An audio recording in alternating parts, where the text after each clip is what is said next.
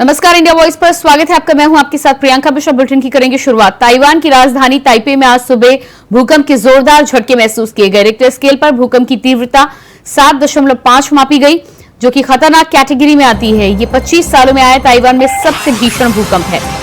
भूकंप के झटके इतने ज्यादा तेज थे कि ताइपे के कई हिस्सों में बिजली गुल हो गई। भूकंप के झटकों के तुरंत बाद पड़ोसी देश जापान अलर्ट हो गया और सुनामी की चेतावनी जारी कर दी। वहीं लोगों को निचले इलाकों में जाने को भी कहा गया है। भूकंप के जोरदार झटके की वजह से अभी तक किसी के मारे जाने या फिर घायल होने की जानकारी सामने नहीं आई है। हालांकि सोशल मीडिया पर सामने आए वीडियो में भूकंप की वजह से भूस्खलन और कई जगहों पर इमारतों की गिरने की खबर सामने आ रही है। भूकंप के झटके स्थानीय समय के मुताबिक सुबह 9 बजे महसूस किए गए। गहराई 35 किलोमीटर थी और इसे देश के एक बड़े हिस्से में महसूस किया गया। भूकंप की गहराई की वजह से इसके केंद्र में बहुत तेज झटके महसूस किए गए।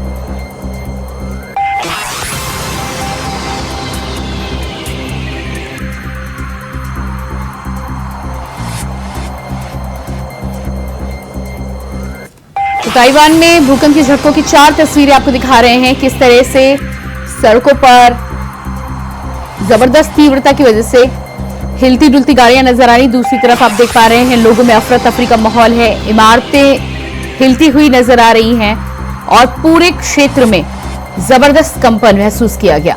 तस्वीरें आप देख पा रहे हैं किस तरह से। चौथी तस्वीर में बुक शेल्फ से बुक और तमाम सामान भूकंप के झटकों की वजह से तहस नहस होता हुआ नजर आ रहा है।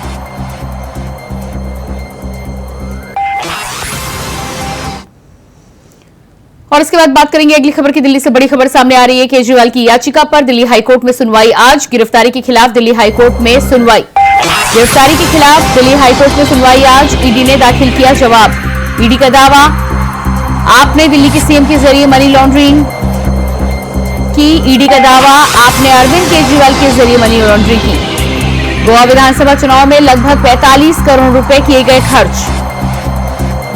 ईडी का दावा, ये 45 करोड़ रुपए शराब घोटाले से आए। हवाला के जरिए पैसा गोवा पहुंचाया गया।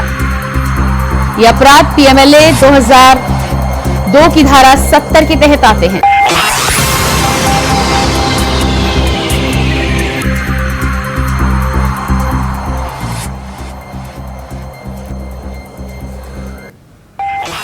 तो केजरीवाल की गिरफ्तारी के खिलाफ याचिका में हाईकोर्ट में सुनवाई आज हाईकोर्ट में सुनवाई इस मामले की होनी है। इसको लेकर ईडी ने तमाम दावे किए हैं। ईडी का कहना है कि केजरीवाल मुख्य साजिश करता है। मनी लॉन्ड्रिंग मामले में पूरी तरह से केजरीवाल के नेतृत्व में ही ये पूरा मामला सामने आया है। इसके साथ ही साथ उनका कहना है कि गोवा में हुए चुनाव में 45 करोड़ रुपए आम आदमी पार्टी की तरफ से खर्च किए गए, जो कि आबकारी घोटाले से आए हुए पैसे हैं, जिनका इस्तेमाल गोवा चुनाव में आम आदमी पार्टी ने किया। इसके अलावा ईडी का यह भी दावा है कि हवाला के जरिए पैसे भेजे गए हैं और ये तमाम जो अपराध सामने आए हैं वो पीएमएलए के 2002 के धारा 70 के तहत आते हैं। तो केजरीवाल की गिरफ्तारी के खिलाफ दिल्ली हाईकोर्ट में सुनवाई आज। आपको बता दें कि आम आदमी पार्टी के संजय सिंह को कल सुप्रीम कोर्ट से जमानत मिल गई है,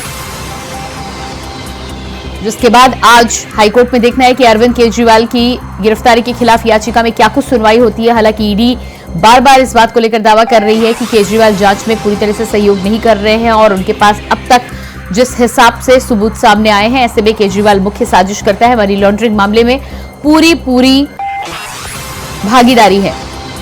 और इसी खबर पर हमारे साथ दिल्ली से संवाददाता अजीत कुमार हमारे साथ लाइव जुड़ चुके हैं। जी अजीत, जिस तरह से आज दिल्ली हाईकोर्ट में अरविंद केजरीवाल के आबकारी घोटाले मामले में सुनवाई और गिरफ्तारी के खिलाफ याचिका पर सुनवाई होनी है, क्या लग रहा है आपको?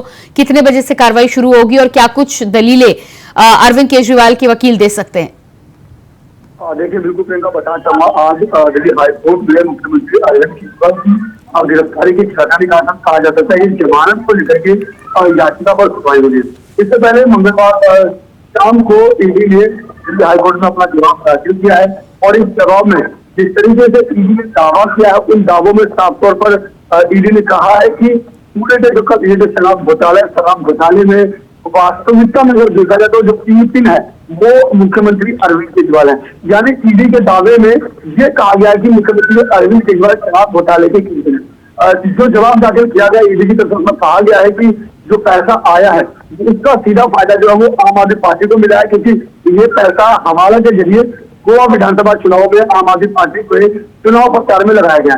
ऐसे में इसका सीधा फायदा आम आदमी पार्टी को मिला है और मुख्यमंत्री अरविंद केजरीवाल न केवल आम आदमी पार्टी के कार्यकर्ता है बल्कि वो सीधे तौर पर कहा जा सकता है कि आम आदमी पार्टी के संयोजक भी हैं और इसी वजह से कहीं ना कहीं जो मुख्य जो पिन है वो मुख्यमंत्री अरविंद केजरीवाल उनके नाते उनको बनाया जा रहा है। फिलहाल ये साफ तौर पर कहा जा सकता है, इसके अलावा और भी करोड़ों रुपए के जो लेन देन है उसका आरोप लगाया है। ईडी ने कहा है कि उनके पास पुख्ता सबूत है जिसमें साफ तौर पर दिखता है कि कहीं ना कहीं जो पैसा है वो हवाला के जरिए गोवा चुनाव में लगाया गया। तो निश्चित तौर पर इन तमाम चीजों को देखते हुए आज दिल्ली हाईकोर्ट में सुनवाई है। देखना ये होगा कि क्या जो हाईकोर्ट है क्या फैसला करता है जमानत को लेकर के, क्या जमानत मुख्यमंत्री अरविंद केजरीवाल को मिल पाती है या फिर जिस तरीके से 15 अप्रैल तक उनकी न्यायिक हिरासत पर भेजा गया है वो बरकरार है।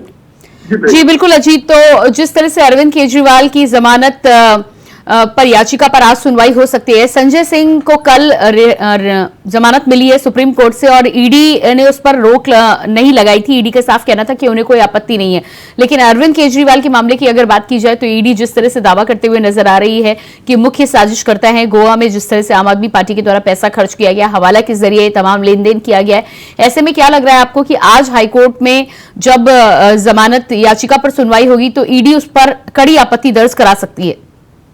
और देखिए बिल्कुल जाहिर तौर पर जहां कल आप सांसद संजय सिंह की जब जमानत याचिका पर सुप्रीम कोर्ट फैसला कर रहा था तो उस समय ईडी ने इसका विरोध नहीं किया था, लेकिन कल जब शाम के समय में जब ईडी द्वारा इस चीज को लेकर हाईकोर्ट में जवाब दाखिल किया गया तो उस समय कड़ा विरोध किया गया था आम आदमी पार्टी के जो मुख्यमंत्री है दिल्ली सरकार में अरविंद केजरीवाल उनको लेकर के। तो ऐसे में निश्चित तौर पर कहा जा सकता है कि आज जब इस मामले में सुनवाई होगी तो ईडी जो है जमानत याचिका को लेकर के कड़ी आपत्ति जता सकती है। हालांकि देखना ये होगा कि जो कोर्ट है क्या फैसला सुनाता है, क्योंकि तमाम जिलों को देखते हुए ही कोर्ट जो है अपना फैसला सुनाएगा। लेकिन जिस तरीके से ईडी ने जो अपना जवाब दाखिल किया उसमें साफ तौर पर कहा गया है कि जो वास्तविक जो किंगपिन है वो दिल्ली के मुख्यमंत्री अरविंद केजरीवाल है और कहीं ना कहीं आम आदमी पार्टी को इस पूरे शराब घोटाले में करोड़ों रुपए का जो फायदा हुआ है वो पैसा हवाला के जरिए गोवा चुनाव में लगाया गया। तो निश्चित तौर पर इन्हीं सब तमाम चीजों को देखते हुए जो ईडी है वो लगातार जमानत याचिका का जो विरोध कर रही है और कहीं ना कहीं ये भी बार बार दावा कर रही है कि मुख्यमंत्री अरविंद केजरीवाल जो है वो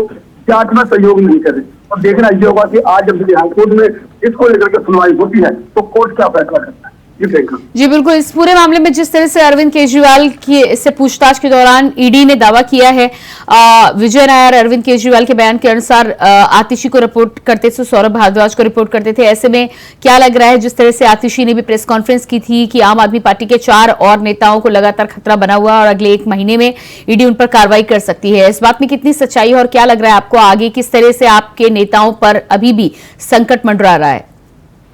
देखिए बिल्कुल प्रियंका बताना चाहूंगा इसमें अगर आने वाले समय में जो दिल्ली के मंत्री जो आतिशी है, सौरभ भारद्वाज है और जो तमाम जो 4 नेता चाहे वो राष्ट्रपति की बात करें, अगर इनको जो ईडी है वो समन भेजती है, पूछताछ के लिए नोटिस भेजती है तो इसमें कोई अतिशयोक्ति नहीं होगी। क्योंकि जब 1 अप्रैल को मामला जो है कोर्ट में जब राहुल गांधी कोर्ट में दिल्ली के मुख्यमंत्री अरविंद केजरीवाल को पेश किया गया था तो उस समय ईडी ने ये दावा किया था कि मुख्यमंत्री ने खुद ये बात कही है कि जो विजय नायर है वो जो मंत्री है आतिशी और सौरभ भारद्वाज इनको रिपोर्ट करते थे।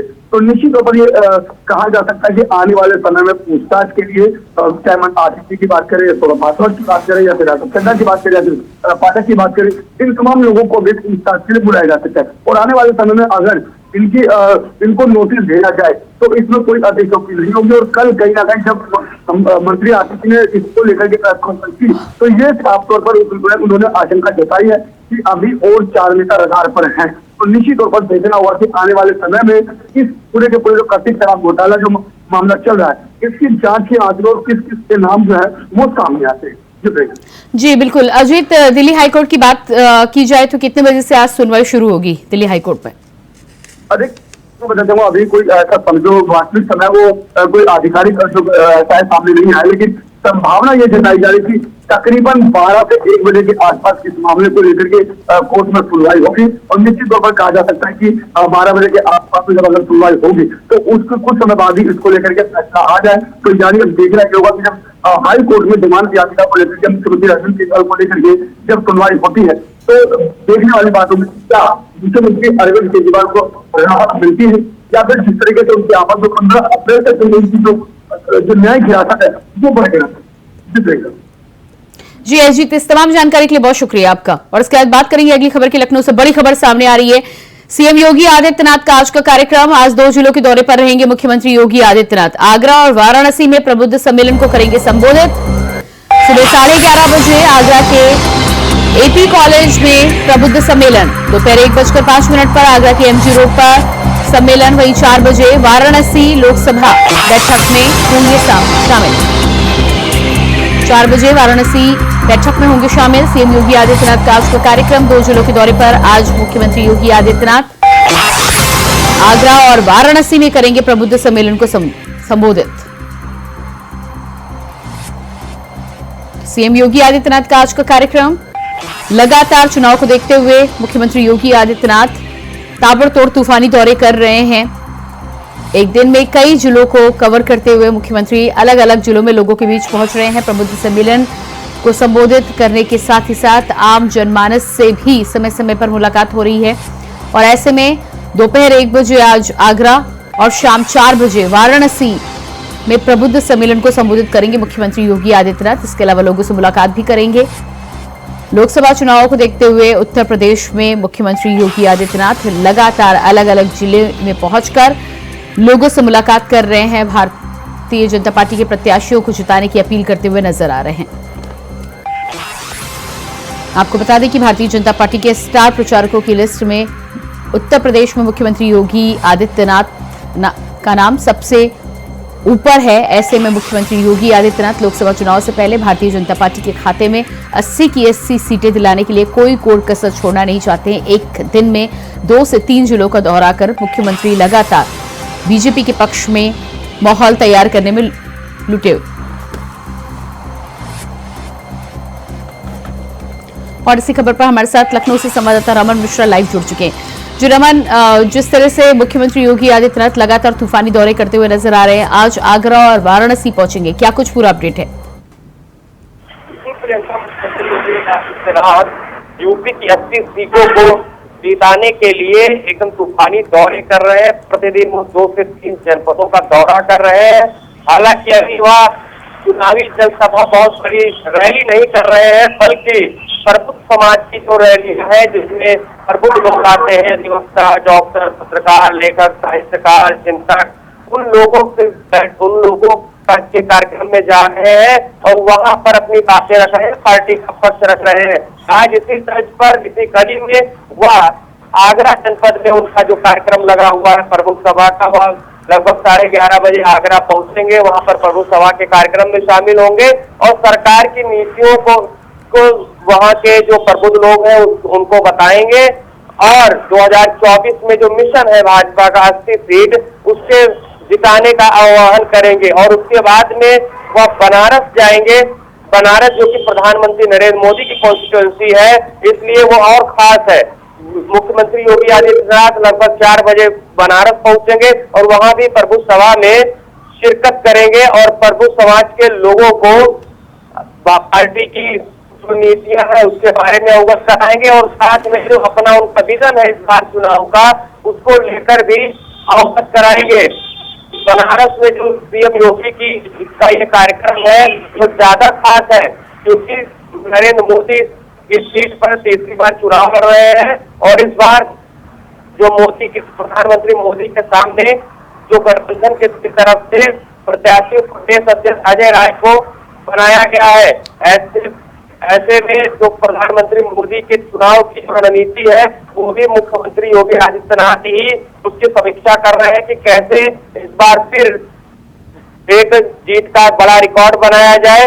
साथ में पूर्वांचल बनारस में कार्यक्रम से जो पूर्वांचल की कई सीटें हैं उस पर भी खासा प्रभाव पड़ेगा, जैसे गाजीपुर, चंदौली और मऊ, ऐसी कई घोसी ऐसी कई सीटें हैं जो वहां बनारस से प्रभावित होती है।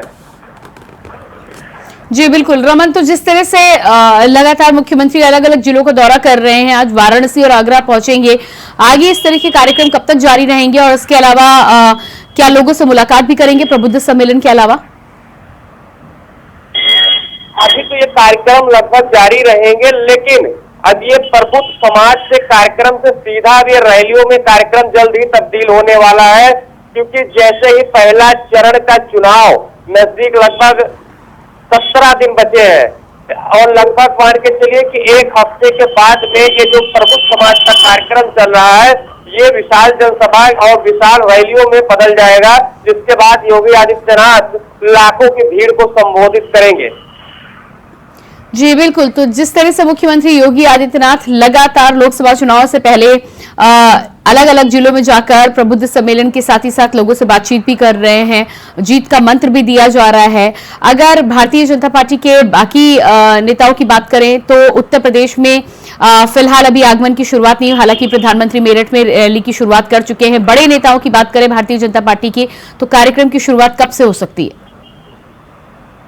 कार्यक्रम अभी कोई निश्चित तारीख ऐसी नहीं आई है, लेकिन जैसा कि हमने आपको बताया कि पहले चरण के चुनाव से लगभग 2 सप्ताह पहले, यानी कि आज के 5 से 6 दिन के बाद में रैलियां शुरू हो जाएंगी और बड़े नेता, चाहे प्रधानमंत्री, जो केंद्र स्तर के बड़े नेता हो या फिर प्रदेश स्तर के बड़े नेता हो, इनकी जो विशाल रैलियां हैं वो लगनी शुरू हो जाएंगी। पहले प्रबुद्ध समाज के कार्यक्रम इसलिए किए जा रहे हैं क्योंकि प्रबुद्ध समाज, जो समाज अपने पैर रखता है, वो सरकार की नीतियों को जनता के बीच में जाकर बताएगा और उसके बाद में पार्टी के बड़े नेता उस जनता को सीधा संबोधित करेंगे, तो उन्हें पार्टी की बातें जल्दी समझ में आएंगी और पार्टी का विजन उनके दिमाग में जल्दी क्लियर होगा। जी बिल्कुल रमन, इसके अलावा जिस तरह से आगरा की सीट को लेकर, वाराणसी की सीट तो हॉट सीट है ही, लेकिन आगरा की सीट को लेकर भी कल समाजवादी पार्टी ने अपने उम्मीदवार के नाम की घोषणा कर दी। अब भारतीय जनता पार्टी और समाजवादी पार्टी की बात करें तो कितना कड़ा मुकाबला देखने को मिल सकता है? देखिए, आगरा सीट अपने आप से बहुत ज्यादा महत्वपूर्ण रहती है, क्योंकि आगरा सीट भी जैसे बनारस सीट कई सीटों को प्रभावित करती है, वैसे आगरा भी ऐसी भौगोलिक दृष्टि से ऐसी स्थान पर है जो कई लोकसभा सीटों को भी प्रभावित करती है। पहले ये गढ़ भले बसपा का रहा है, लेकिन अब ये भाजपा का गढ़ बन चुका है और इस बार जैसा कि लड़ाई देखने को मिल रही है कि सपा और भाजपा की सीधी लड़ाई वहां होने वाली है, क्योंकि जो बसपा है वो तीसरे फ्रंट पर चुनाव लड़ रही है और कहीं ना कहीं जनता में मैसेज जा रहा है कि बसपा का वो जनाधार। रमन, इस तमाम जानकारी के लिए बहुत शुक्रिया आपका। और इसके बाद बात करेंगे अगली खबर की। भीलवाड़ा लोकसभा क्षेत्र से प्रत्याशी बनने के बाद सीपी जोशी पहली बार भीलवाड़ा पहुंचे, जहां कांग्रेसी कार्यकर्ताओं ने उनका जोरदार स्वागत किया। बता दें कि बुधवार को सीपी जोशी ने अपना नामांकन दाखिल किया। इस दौरान कांग्रेस के कई दिग्गज नेता रैली में शामिल होने के लिए, जानकारी के मुताबिक पूर्व सीएम अशोक गहलोत समेत कई दिग्गज नामांकन के समय मौके पर मौजूद रहे।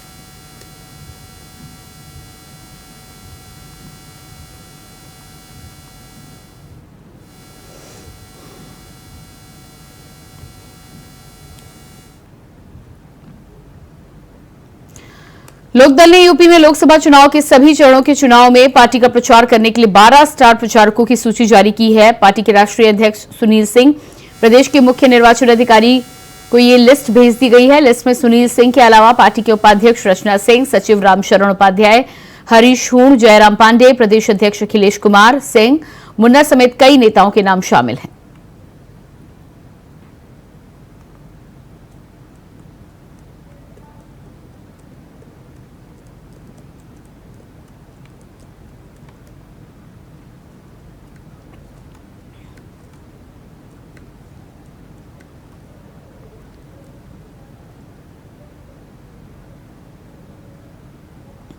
पटेल चौक स्थित सांग्रेला होटल में अंशुमान जोशी, धर्मेंद्र सिंह कोहली, अशोक कुमार चौहान, गीतांजलि दत्ता ने अपनी पार्टी जनहित दल लॉन्च किया। साथ ही इस दौरान केजरीवाल सरकार के भ्रष्टाचारी नीतियों को लेकर सरकार पर जमकर हमला भी बोला।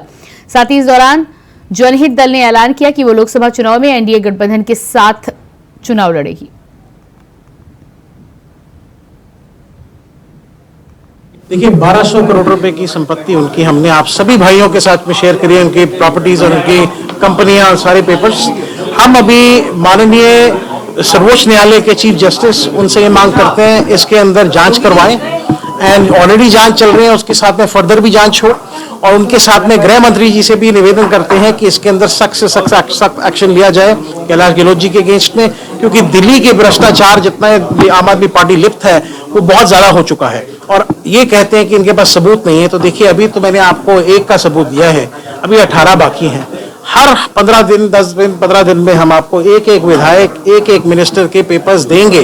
केजरीवाल जी की तरह नहीं जो आपको ऐसे पेपर्स दिखाएं, लेकिन हम आपको पेपर्स बकायदा देंगे। आप भी अपने लेवल पे इन्वेस्टिगेट कर सकते हैं। हर खेवत नंबर का रेवेन्यू रिकॉर्ड है, आप निकाल सकते हैं। गुड़गांव के अंदर पूरे गांव इन्होंने खरीद रखे हैं। 2015 के बाद, एमएलए मिनिस्टर बनने के बाद में इन्होंने ये सारी प्रॉपर्टीज खरीदी है। तो मैं आप सबको ये कहना चाहता हूं कि भ्रष्टाचार के सभी एविडेंस हैं, एक एक विधायक के अगेंस्ट है जिन्होंने भ्रष्टाचार किया है। प्रयागराज के दिग्गज सपा नेता रेवती रमण के बेटे उज्जवल सिंह ने आज कांग्रेस की सदस्यता ग्रहण कर ली। इस दौरान सैकड़ों कार्यकर्ताओं ने भी कांग्रेस की सदस्यता ग्रहण की। कांग्रेस उत्तर प्रदेश प्रभारी अविनाश पांडे ने उज्जवल रमन सिंह को कांग्रेस की सदस्यता दिलाई। माना जा रहा है कि उज्जवल रमन सिंह को कांग्रेस प्रयागराज से लोकसभा चुनाव का प्रत्याशी बना सकती है।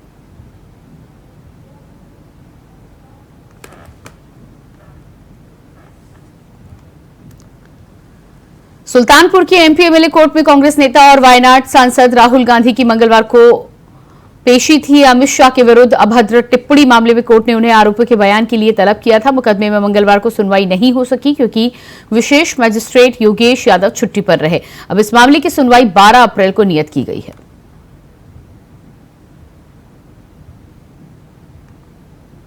आज उनकी पेशी थी, क्योंकि पत्रावली बयान मंजिल में उपस्थित नहीं है और माननीय न्यायालय की पीठासीन अधिकारी महोदय अवकाश पर थे। हालांकि हम सुबह ही एक प्रार्थना पत्र हमने इस आशय का दिया था कि वो कई पेशी पर आ नहीं रहे हैं और प्रोसीडिंग बाधित हो रही है मुकदमे की, लिहाजा उनको एनडीडब्ल्यू के जरिए तलब दिया जाए। क्योंकि माननीय न्यायालय रिक्त था, इसलिए कोई सुनवाई नहीं हो पाई और 12 अप्रैल के दिन हरदोई में एक महिला शिक्षक का वीडियो सोशल मीडिया पर वायरल हो रहा है। वीडियो में महिला शिक्षक छोटे छोटे छात्र और छात्राओं को डंडों से बेरहमी से पीटती नजर आ रही है। वीडियो में शिक्षिका कह रही है कि नहाकर नहीं आओगे तो इसी तरह रोज पिटाई होगी। आज 4 डंडे मारे हैं, कल 6 डंडे मारेंगे। शिक्षिका का ये वीडियो स्कूल स्टाफ के ही किसी व्यक्ति ने बनाकर सोशल मीडिया पर वायरल कर दिया, जिसके बाद बच्चों के अभिभावकों ने भी मामले में शिकायत की है। वायरल वीडियो का संज्ञान लेते हुए अधिकारी मामले की जांच कराने की बात कह रहे हैं।